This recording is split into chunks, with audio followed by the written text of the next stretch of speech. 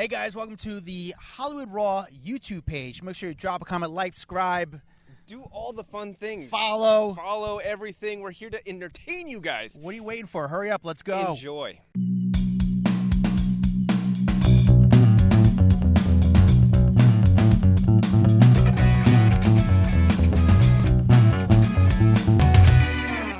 Welcome to the Hollywood Raw Rundown. My name is Adam Glyn. On the other side of the country is my buddy Dax Holt. Here we give you the top 10 stories of the week, but this week was crazy, so we're going to have to go over it. Dax is going to give you a heads up because it's hard to pick 10 stories this week because there's so much stuff, and we want to inform you with everything going on in pop culture, celebrity world, entertainment news before the weekend. We try to get you in and out. When we first started doing this podcast, we try to make it 20 minutes and under. It's just impossible because we wound up talking, and it's just a really fun time. But on the other side of the country, like I said, is my buddy Dax. How are you, bud? Oh, bud, I'm hanging on by a thread today. Today was a pretty shit day, not gonna lie. You had a rough day today. Yeah, people got to give me what's going on. Yeah, people got to give me some grace today. I had to put down, say goodbye to my doggy today after 12 years. So it's been a pretty rough day. She was like our first little fur baby. We had her before the kids, and she grew up with the kids around, and this is kind of now the first time that they're seeing what life's like with no doggy in the house. So it's been a pretty shit day. So I apologize if I'm all over the place. My mind is not working at 100%, but I thought it was a good distraction to do this and to, get my mind off of stuff for a little bit and give me some happy thoughts in here. I get it. Well, I am sorry for your loss, and hopefully the Raw Rundown gets you into the right mode and get you kind of back in the groove. So I'm sorry for that. Before we get to the Raw Rundown, when you guys leave us a review, we actually read your reviews, and we'll actually read your review live on air. It's the best thing to do to support this podcast. Dax, do you have a review ready for us? I got one for us. All right, this one's from Sarah SH. It says, love this show. This show is by far my favorite podcast that I listen to. I'm a working mom, and it makes the mundane tasks of folding laundry, cleaning the house, cooking, etc., way more enjoyable. The weekly rundowns are awesome. I wish these episodes were longer. The banter between you two hosts feels light and real. Just an awesome show. Keep up the good work. Sarah from Lewis Center, Ohio. Thank you, Sarah. Sarah from Lewis Center, Ohio. Thank you. Thank you so much. It's real quick. Just take a few seconds out of your day and do that. It makes us feel great and helps us out. So, Sarah, thank you. Dax, how do you want to explain the Raw Rundown? How many stories do we have this week right now? Today we have 47. No. Yeah. Well, that's what it feels like. I mean, there's so many stories that we had a hard time even narrowing it down to the top 10. So we didn't even do that. We've got more like 12 here. So I made like a 4.5. I made a 1.5. So we're going to try to get in everything. And I had to cut a couple bigger stories out even on top of that. So we're going to do our best to get through what we think are the top 10 stories of the week. And hopefully we didn't leave anything that you guys feel was bigger than that. But let's jump right into this, though. So we're starting with number 12? We're going to just start with number 10. We're leaving it as top 10 because that's what we do. I've just added in some 0.5s in the middle. Perfect. All right. So starting with number 10. Number 10 looks like Raquel from Vanderpump Rules is making some hardball moves with Bravo. I guess they really want to get her signed in for the newest season. This filming has already started for Vanderpump, and so she is one of the key players right now. They want her. They want all the drama. I mean, remember after the reunion, everyone just shat all over her for hours on end, and so that would be a good storyline to have her back on the show. Well, she's playing hardball, saying that she wants more and as much money as possible. And here's the thing, Adam. I don't blame her. I mean, do you blame her? She is one of the key items right now to making this show continue to be a huge success for them. And she's got the power, and she's taken a lot of crap for it.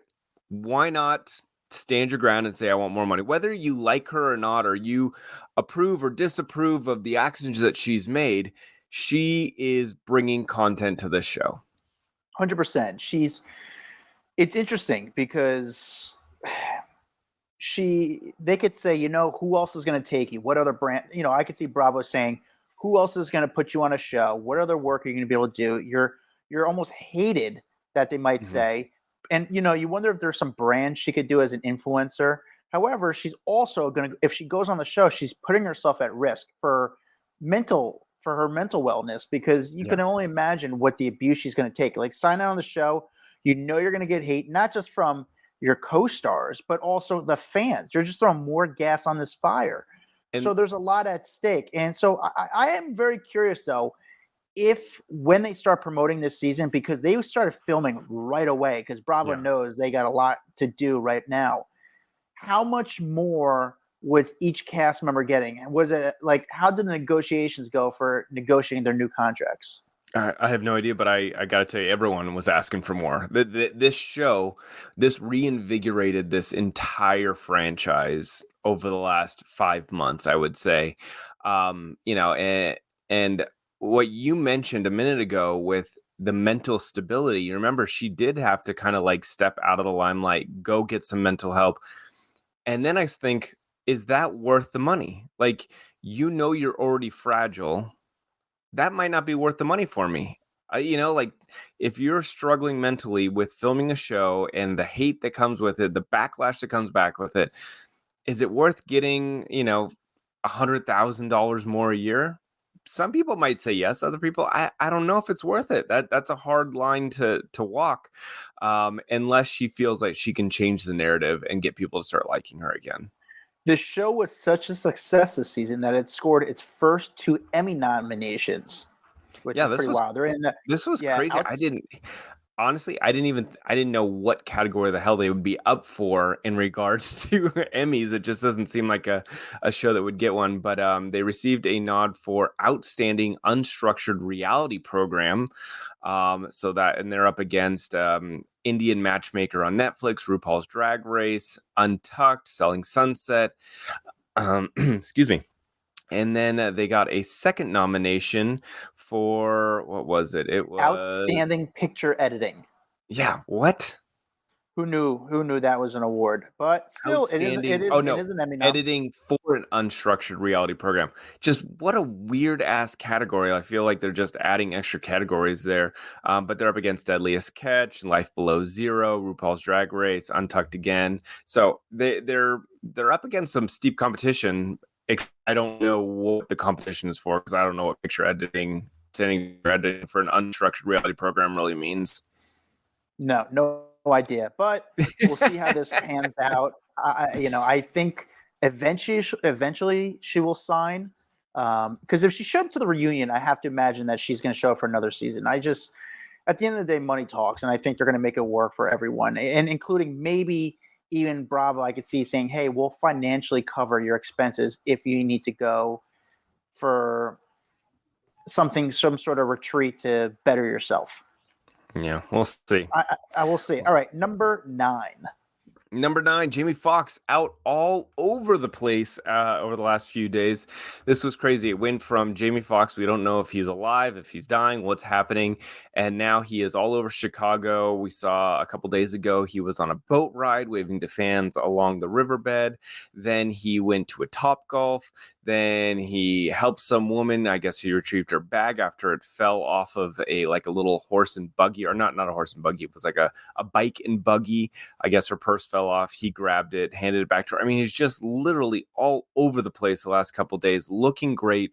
It was funny, that first video of him on the yacht. People were like, "Oh, that's AI. It's not him. It's not real." And it 100% is him, and he looks great. So I don't know. What are your thoughts? Like, how did you just kind of jump back into the swing of things? What I'm going to say is going to be a little bit controversial in some ways, depends on someone who hears it. But I think Jamie Foxx did have some sort of issue. We don't know what the issue was. But I also think Jamie Foxx liked the attention of people talking about him and wondering how, and I know that sounds like terrible. The allure, the mystique of it all. And I think that's what he loved. He wanted people to be like, I want them to wonder what's going on with Jamie, if they're going to have Jamie Foxx, if they're going to, so.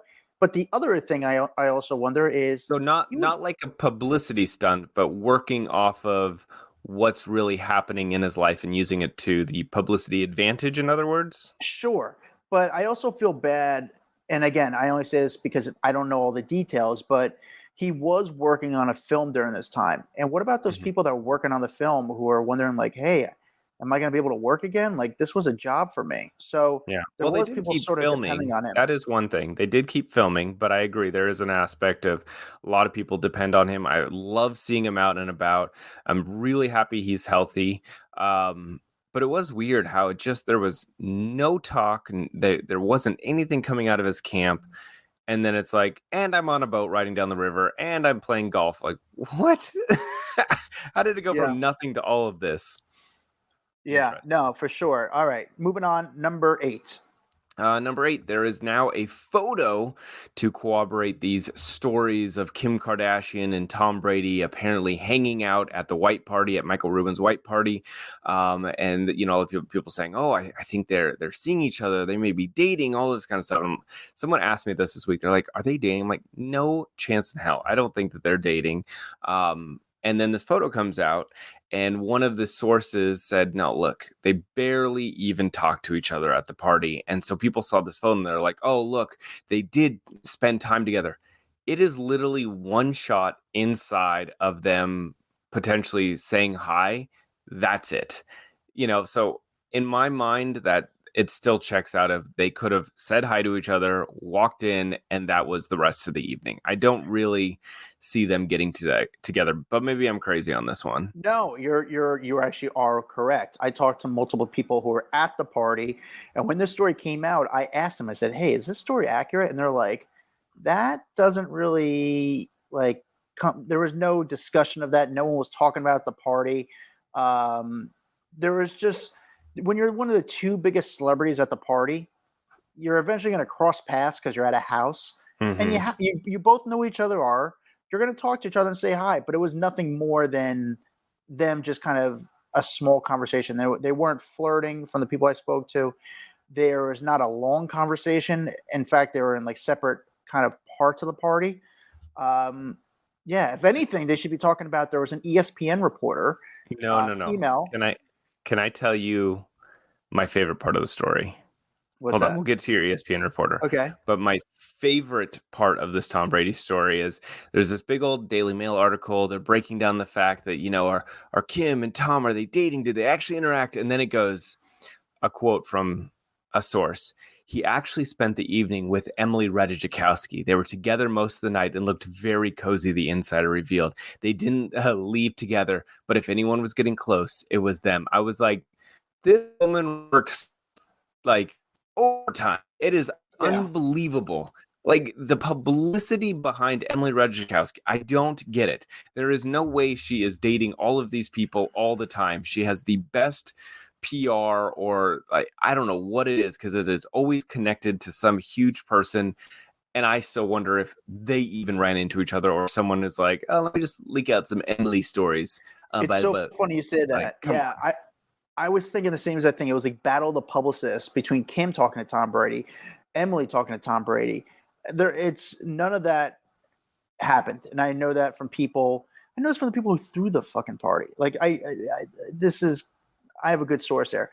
But I will say this: there was something that happened. There was I think an ESPN, some broadcast personality, a person who was kind of going up to Tom Brady and like asking for Mhm. photos, but then go up to a lot of celebrities at the party and asking them for photos. And it wasn't that scene, even though you see all the photos from the party, but it wasn't like the type of party where you're supposed to go up to people and ask them for a photo. Does that make sense? They're too famous at this Yeah. party. It was just like act cool, act like you belong and not taking selfies.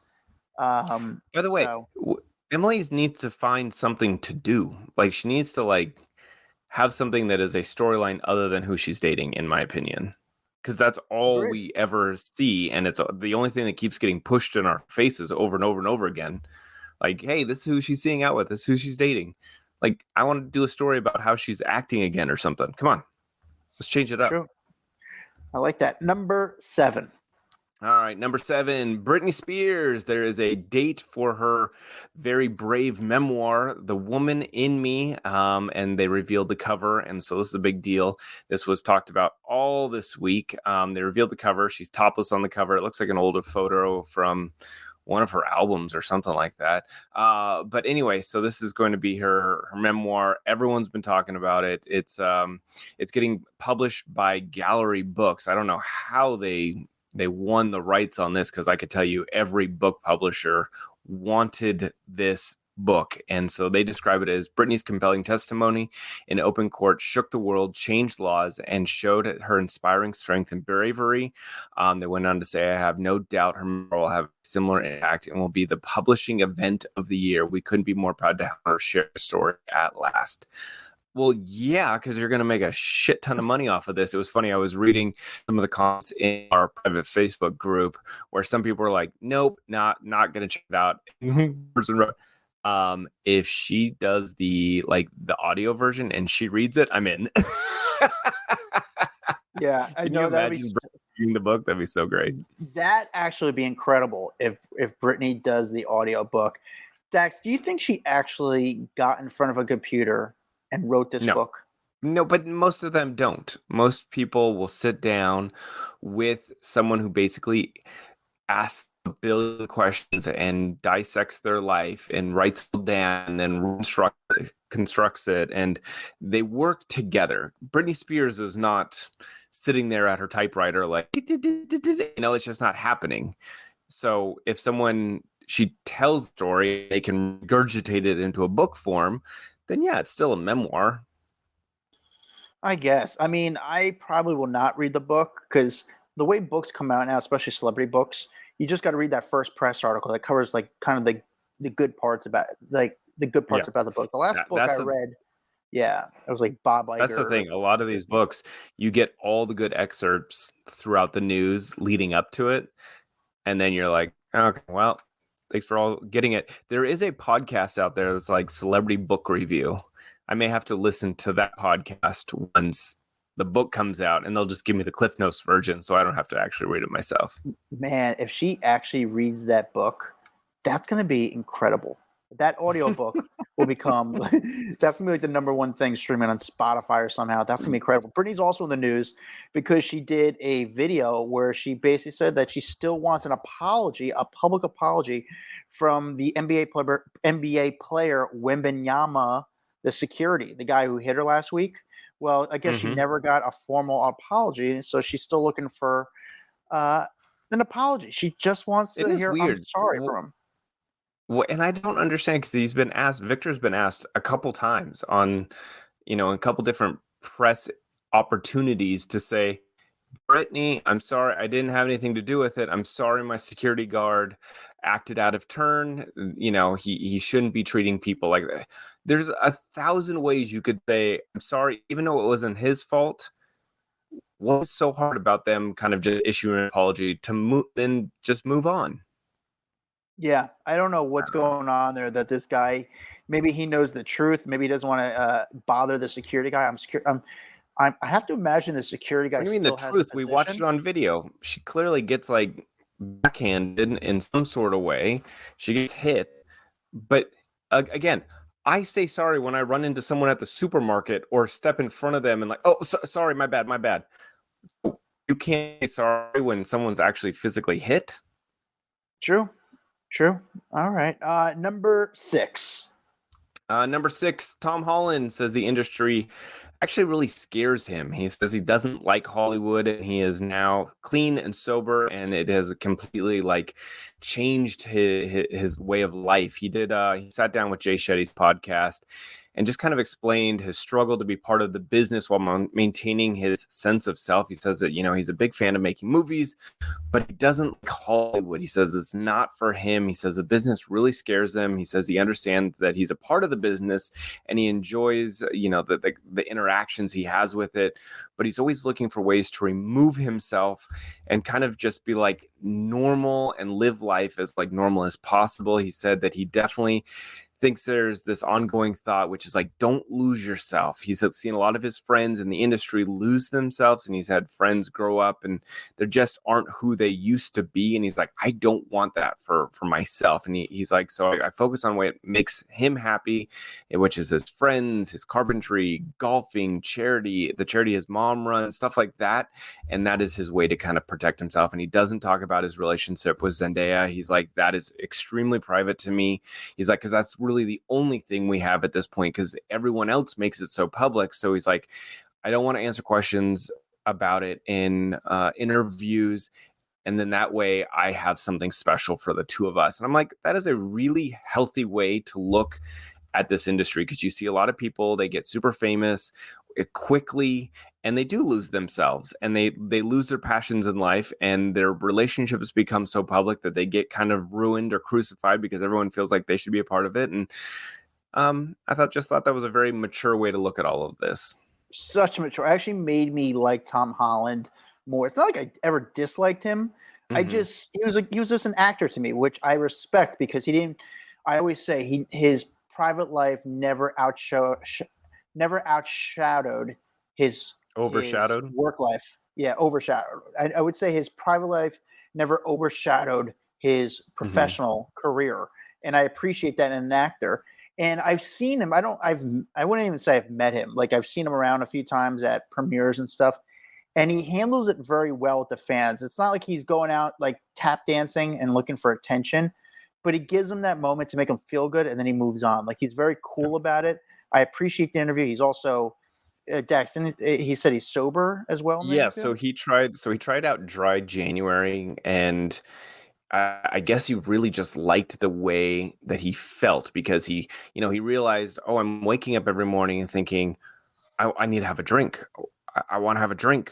And so his mind was so focused on drinking, he didn't realize that he had he says he didn't claim it as like alcoholism, but he did say there is an alcohol thing here, and whether that could be addiction. No, he did say, I was definitely addicted to alcohol, but found that he needed to change up his life. And so he is now sober, and he's like, I just feel fantastic. It's the best I've felt in a long, long time. So, I think that's phenomenal. The more I read this article, I'm just like, the more I like him. Yeah, I just like a guy who's got a good outlook on Hollywood, because it's so insane, it's so ridiculous, and to see like his feet are on the ground, I appreciate that, because it's difficult and there's not a lot of people who have that. Yep.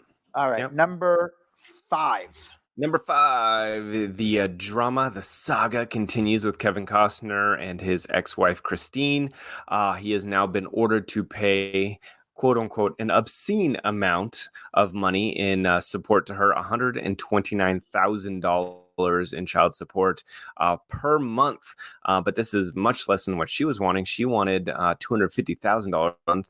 And I guess the judge was like, yeah, no. But not only that, she's getting the $129,000, but she also has to prove why she needs that money. And if it comes back that she doesn't actually need $129,000 a month, then the judge will reduce that even more, which I guess I'd never heard of that. I didn't realize that was a thing. Like, here, I'll do this, but like then come back. So I got to imagine she's going to be like, well, I need to buy a lot of stuff for these kids, because you got to rack up a $129,000 bill every month. So you get a huge house, and you throw a lot of that in rent. And I think if you really made me, I could spend $129,000 a month. Yeah, but these two are just they're kind of really at it. Kevin Costner's really pissed because he thinks that his ex-wife was basically, she knew all this stuff was going on, so she was trying to spend more money. So, for example, she said, Kevin Costner saying that they always lease cars. Well, before they kind of got divorced and she saw it coming, she bought a car so it'd be in her name. So so she tried to kind of make some moves before everything kind of went down to kind of put herself in a good position. Pretty insane, and the lawyers it's going to be a pretty big legal battle. 100%. And he's already asking for, because she's fought the prenup so much, that there's been a $99,000 bill from his lawyers just on the prenup aspect. And he's like, I shouldn't have to pay a $99,000 bill, because we already discussed a prenup. This shouldn't even be a discussion. So he's seeing if she'll pay for that, or asking the judge to have her pay for that bill. But it was kind of a double whammy this week because he also got left out of the Emmy nominations for Yellowstone. His name did not show up there, which is, for him, I mean, I don't know if he still cares about that stuff, but I got to imagine it still burns a little bit for a huge show and not to be nominated. I don't know. It sure Some people, does. It's a other huge people show. don't. Yeah, I mean, listen, Kevin Costner, at the end of the day, everyone wants to be in the news, but for the right thing. No way, Kevin Costner. It's got to sicken him to see his name in the news every day regarding his divorce. Yep. He's never been a flashy guy in the tabloids, and this is the first time we're kind of seeing what kind of guy Kevin Costner is, and not saying it's right or wrong. It's just, it's weird. It's different to see him in this eye. He's always been sort of like a mysterious actor. He comes out, does a great job. They don't see him. You always think he's just like in Wyoming playing with bison or something like that. I don't know. He's playing with bison. I don't know. That's just my interpretation of Kevin Costner. He was just like a mysterious dude. Now I'm like, dude, this guy had a pretty fancy life. No wonder why we didn't know about him. All right, number 4. Number 4, finding out the cause of death for Lisa Marie Presley. A lot of rumors were swirling. What was in her system at the time? Well, the coroner has now released their findings and said that she died of a small bowel obstruction. They did find some opioids in her system, but I guess that was because she had a recent plastic surgery or cosmetic surgery. And so she had some opioids in there, were therapeutic levels of oxycodone in her blood. There was a second one that was, I guess, to treat opioid overuse. So I guess what it comes down to as the bowel obstruction, it was a form of strangulated small bowel caused by an adhesion that developed after like a gastric bypass years ago.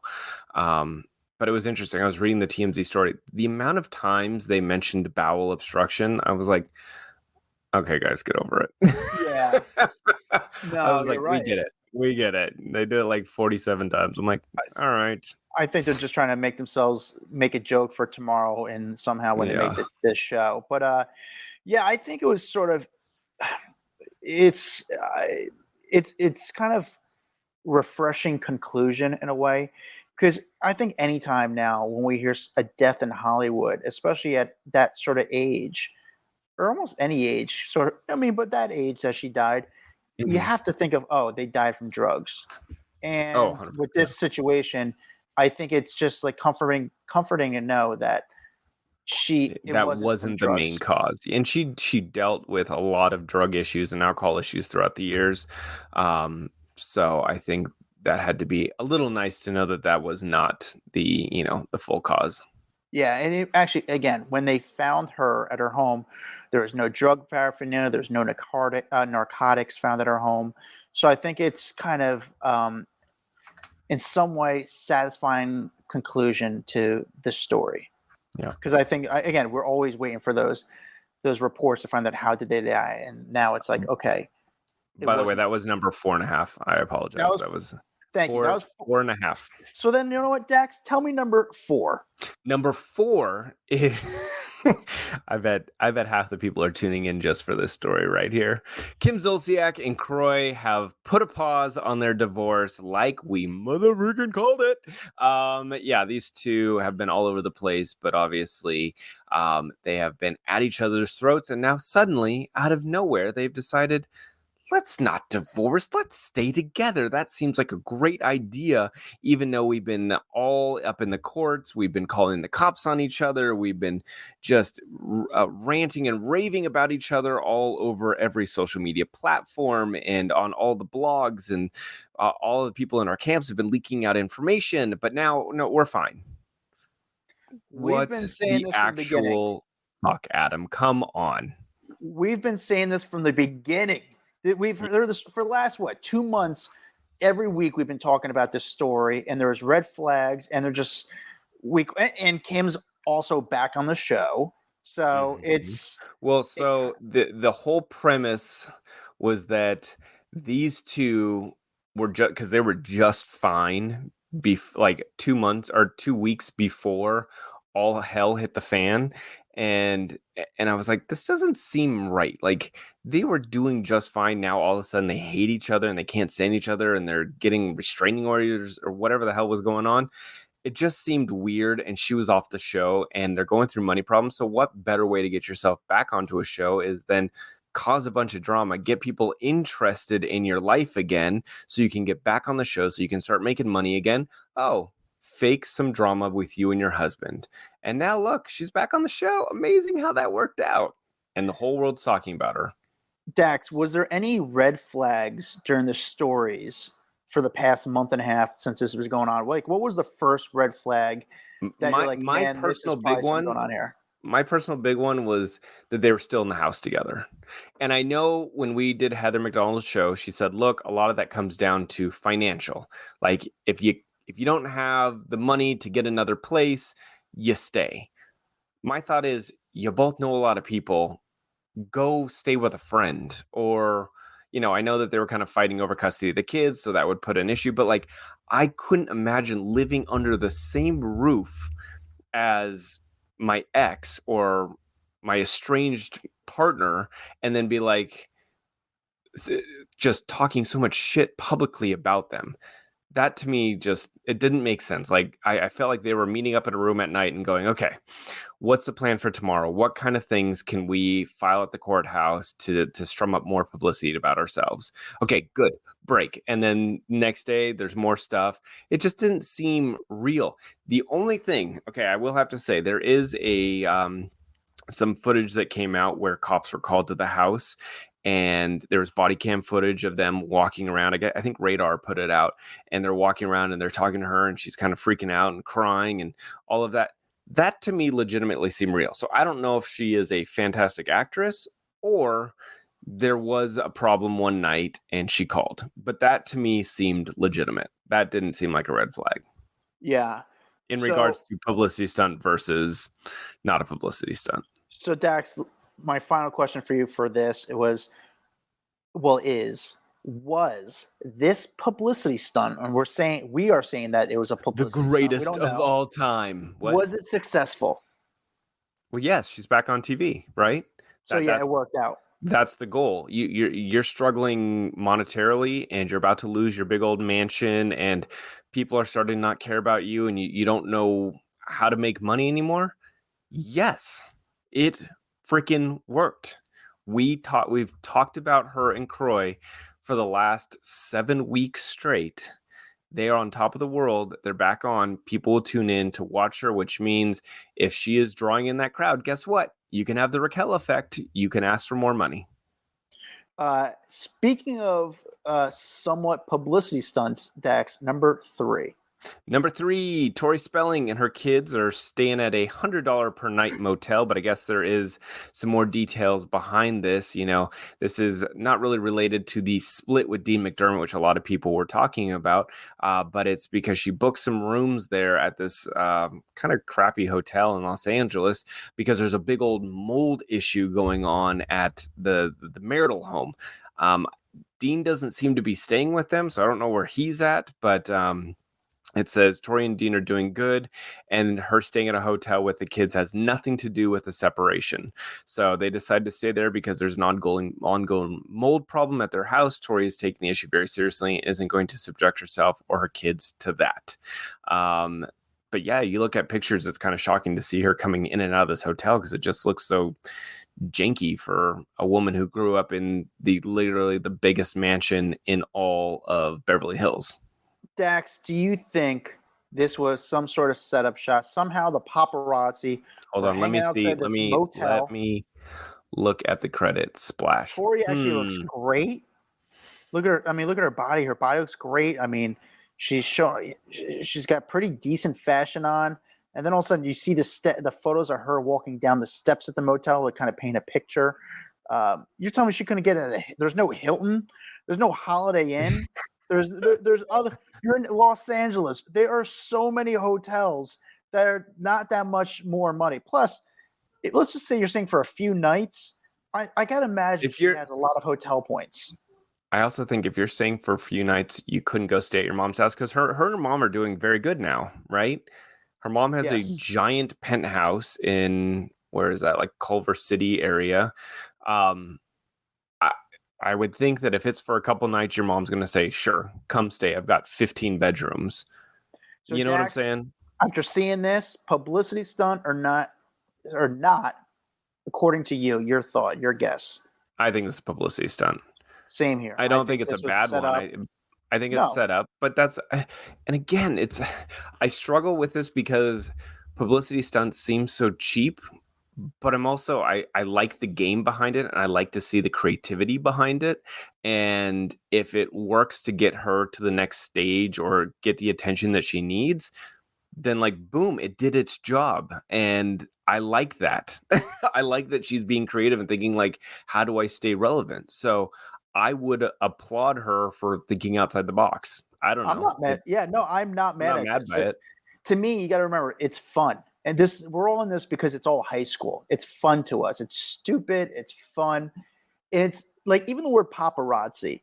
Mhm. You might call me a paparazzi because I cover entertainment news.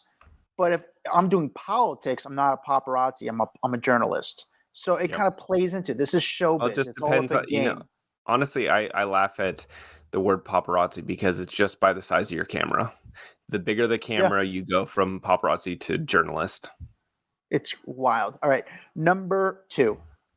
Number 2 is Zayn Malik talking out for the first time. He sat down on the Call Her Daddy podcast, talking all about his relationship with Gigi Hadid, his relationship with Yolanda Hadid, that whole dispute that they had, getting into, him and his relationship with his daughter. But this was kind of a really rare glimpse into his life. He doesn't do interviews. He really stepped out of the spotlight for many, many years. So this was like his first interview in what did it say, like 5 years or something like that? Yeah, he doesn't do them. It was crazy, but he he did address the incident with Yolanda, but didn't really go into it as much as I think everyone wanted him to go. Like you wanted to hear the juicy details of them like fighting with each other because the cops were called and there was a whole like statement issued with the police and all this kind of stuff. And he basically said like, look, the situation was handled as it should have been. The narrative on the story was what I didn't want to get out there, and it ended amicably. And I'm like, no, tell us more. But he said that he's got a really good co-parenting relationship with Gigi. They really focus on their kid. That it really is all about the child when it comes to them. That is their main focus. He talked all about leaving One Direction, and he just said that he could see there were signs of like people kind of starting to argue or wanting certain things their way, and he goes, you know what, I just wanted to get out. I wanted to work on my own album. I wanted to be the first one to exit the group, that way that I could be the first one out of there. And then he's just like, I knew it was going to crumble after that, not necessarily because of him, but because these guys had worked so close together for so long. He goes, I still have an amazing relationship with all of them. We went through a point in our life that no one else could relate to. We went from like normal people to superstars almost overnight. And he goes, I didn't really realize or appreciate that when it was happening. But he, I think he looks very fondly on his time with One Direction. Anyway, it was an interesting interview. I wish he would have dug a little bit more into what happened between him and Yolanda. So I think we still wonder what's going on. We still want to know. I want more details. I don't think he's giving it up though. That's the fun part, but I'm glad. Do you think before he did this interview, he told Gigi Hadid him doing this interview, or did he just? He had to have. He had to have. There's no way. Like the mother of your child, I think he definitely told her and just said, hey, I'm going to give you a heads up. I'm going to do this because whatever, maybe he has a good working relationship with Alex Cooper or whatever the case is. But I think he had to have let her know. All right. Number 1.5. 1.5 it is. SAG-AFTRA, they are now striking. So we obviously had the writer strike going on in Hollywood. A lot of the writers have been on the picketing lines over the last couple of weeks. They are looking for, a lot of like residuals, and they want to be compensated fairly for their work in the industry. And with a lot of these streaming platforms, they're getting screwed out of those residual incomes. So, they're losing out on a lot of money. Well, now the actors are also joining in. And so I'm really curious to see what happens, because we're obviously recording this on Thursday night. Come Friday morning, I don't know what happens with television and stuff around the country. Like, Adam, I don't know if you know, like, is GMA, is that the hosts of are they SAG-AFTRA? So it's a weird thing. And again, I'm still trying to figure it out myself, because I'm trying to figure it out myself. But I talked to a friend who's in radio, and a radio host is considered SAG-AFTRA. However, because they're, I forget the word, because of the type of content they do, they're allowed to still do their thing. Gotcha. So it depends on the medium, maybe. Because I think that it's a lot of, like, you can't get in front of the camera. So because of this strike, they basically, there's 160,000 union members, and they're required to like follow strict rules. And those are like, no acting, obviously, no singing, doing motion capture work in front of camera. But then it like keeps going on and on. They can't be doing like voiceover work, or re-recording their voice for a scene, narrating, voice acting. They can't do any costume fittings, makeup tests, rehearsals. They can't do anything for upcoming projects. No form of promotion for any of their projects. So, like, again, the Barbie cast, you're not going to see them doing any more interviews over the next couple of weeks. The Oppenheimer cast, they literally walked the red carpet, and then there was a time cutoff, and that time cutoff prohibited them from going into the theater to actually continue to promote the movie. So they literally walked the red carpet and then had to leave to go be a part of this strike, or they would be considered scabs. So it's very interesting to see like what happens. There's no fan expos or conventions. So with Comic-Con coming up, you're not going to see the normal where you see like all these actors promoting the big Marvel movies or DC movies down there, and them sitting on panels and talking about, like, that's all gone because of this strike. So let me ask you this, Dax, and I guess we're going to find this out because we're still trying to figure this out. If I go to Comic-Con, besides those panels where, let's just say, the cast of Indiana Jones speaks, for example, can a celebrity like Stephen Amell, who does Comic-Cons and does autographs, is he allowed to go to Comic-Con and do paid autograph appearances? No, I don't think so. I don't think because that's just for himself. He's like, hey, listen, people are just coming to, I'm just selling my autograph. That is a good question. I'm going to be honest, I don't know the answer to that, because it is not promoting a project. Like, if he's not promoting, let's say he was still doing Arrow or whatever the hell it was, if he was promoting that there, then it would be a no. But if he's going to just sign autographs, maybe? I don't know. So I'm actually nervous for my line of work, because I'm afraid that celebrities won't talk to me anymore because of union. I'll say, hey, I'm not in union, I'm YouTube. But they could say that as a cop out, hey, I don't want people to come at me because I'm speaking to you and I'm not allowed to do other interviews. So again, well, what if you ask them questions? What if you ask them questions about the strike? I could start asking questions about the strike, and then I go into all the bullshit. You say, who had the best fashion at the strike? Yeah.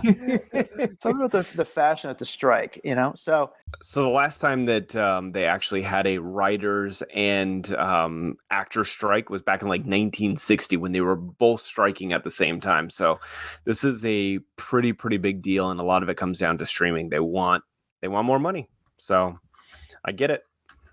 But there's a lot of guys that are there's people are upset. There's some people saying that this is only helping out the people that are making some money, like the union. But yet again, if you're in the union, you have to kind of stand all together. It's a really weird situation from what I'm hearing. Yeah, but I've had both sides are very far apart.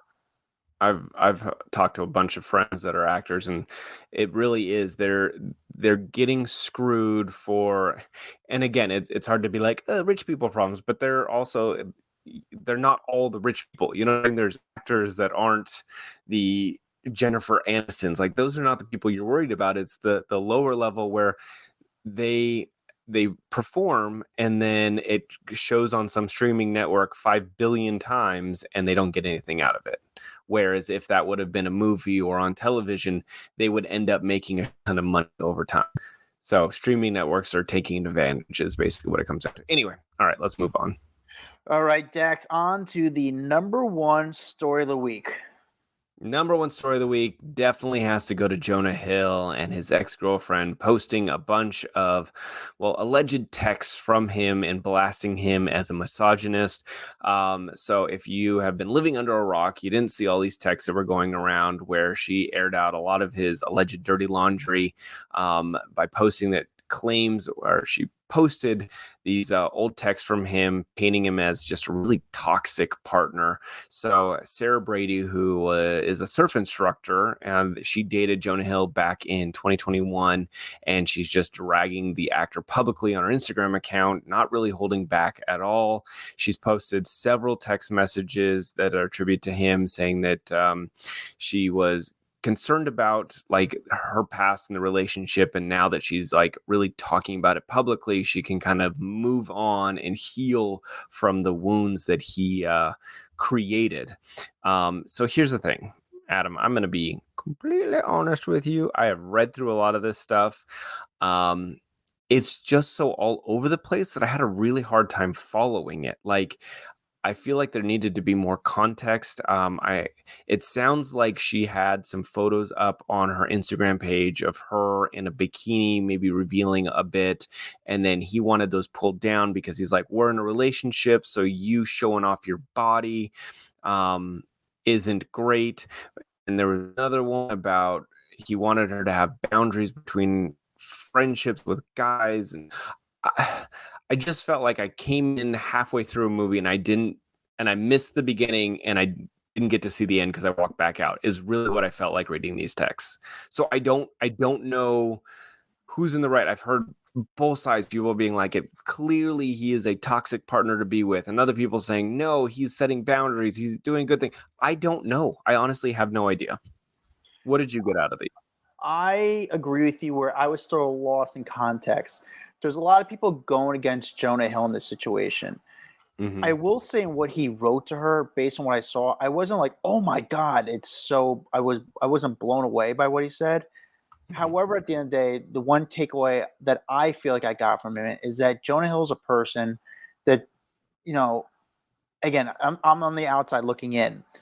So I think Jonah Hill is someone who doesn't feel comfortable in their own skin. But he's acknowledged that. Oh, for sure, 100%. He is he's dealt with depression. He's dealt with anxiety. He's dealt with having a lot of I guess just issues mentally, especially in relationships, right? Like he's talked about that before. So anyway, sorry to interrupt, but no, yeah, that was it. I mean, like it's sort of probably a jackass thing. Like, have you ever met Jonah Hill? I have not. I mean, I've seen some videos where I was kind of turned off by his personality. He kind of came across as a jerk, but I've never personally met him, so it's hard to say that was an accurate description of him. When he was doing the movie Funny People, or if you remember that movie, it was a Judd Apatow movie. I remember I was in New York and I went to this bar called Black and White. And it was like the kind of bar Page Six was talking about at the time. So me and my buddy Jeff go there. And Jonah Hill was there, and we were kind of like in the same sort of like party-ish type thing. Mm-hmm. And I remember I saw him standing there on like the side, but like nobody was talking to him. I could just feel, and I don't know, but that he kind of felt uncomfortable because nobody was like, he was like just by himself. So me and my buddy Jeff walked up and like, hey man, we're comics. We saw you doing this movie. How do you feel doing stand-up? And he was just so weird. And I was like, what I mean weird, he was just, again, I'll say the same thing. He was uncomfortable in his own skin. Again, he's been outspoken about his self-help, his mental health. So it's, I agree with you. I was just confused by the whole situation. I wish I had more context. I was surprised the girl blew him up. I feel like based on what I'm seeing on the internet, everyone's taking, very anti-Jonah Hill. But my question is to you, Dax. We always say, if you're his publicist, mm-hmm. What do you do? How do you recover from this type of situation? In this situation, I would almost tell him to stay quiet because I don't feel like it helps. Because you know what? This is an ex-girlfriend. He is now with a new woman, Olivia Miller. They have a child together. I almost think this one you got to let just run its course. You know what I'm saying? Because people do move on. And I don't feel like either one of them look terrible. And I just don't know, because I feel like I said, I'm missing so much context into this that it's hard to say. And you're also not getting his perspective or her side of it. And I feel like I would need that for both of them. So I'm going to say to him, I would stay quiet. And just let it go. Eventually, he's going to have to address this, though. Yeah. You can't someone will ask avoid him. this. Someone big will ask him in a big interview is what it'll come down to. And that's when he'll have to create some commentary about it. And then he answers it just like Zayn did in that "Call Me Daddy" interview, and just barely goes at it, like just but here's dances the thing. around it. If this is what she needs to feel healthy and move on and you know, regain her self-worth, or I can't remember her exact words, but if this is what she needs, then I'm happy for her too. You know what I'm saying? Like, if this is what is your personal therapy, then by all means have your therapy too, because I would never tell someone keep your truth hidden, locked away, and don't ever talk about it. You know what I'm saying? So there you go. She let it out, and there's a lot of people that don't like her talking about it either. All right, and that is our top 10 or 12 stories of the week, whatever you want to call it. Thank you guys for checking out. If you're watching on YouTube, like and subscribe. We have our own YouTube audience, but we also have an audio audience. People just like listen to the podcast. Follow us on Instagram, TikTok, Twitter. We're on it all. I don't think we're on Thread yet, but we got to jump on that. We are on Facebook, though. We have a private Facebook group called Off the Record, which you really should be on. It's a great community where you guys could talk to us. We could talk to you. You could talk to each other. Everything, social, entertainment, news. It's a lot of fun. Follow me at Adam Glyn, Glyn. Follow Dax Holt at Dax Holt. We'll see you guys next week. Later. Thanks, Adam, for getting me out of my funk. What's up, guys? If you like that video, there's plenty more where that came from. Make sure you like, subscribe, hit the bell, so we can just feed you all the goodness daily. Hurry up. Come on, let's go.